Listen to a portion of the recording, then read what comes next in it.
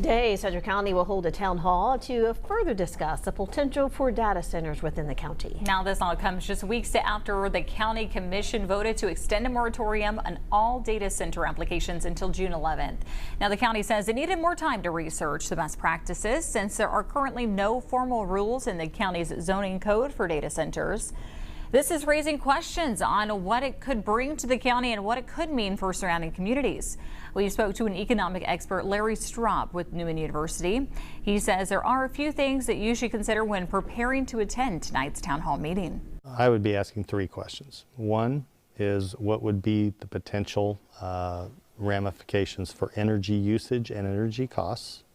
Two, what would be the potential ramifications for water usage and the impact on water? And the third would be, is the county offering any types of incentives to get them to build that data center here? That town hall will be held tonight at the Sedgwick County Extension Office in West Wichita at 6 p.m. Doors open at 4:30.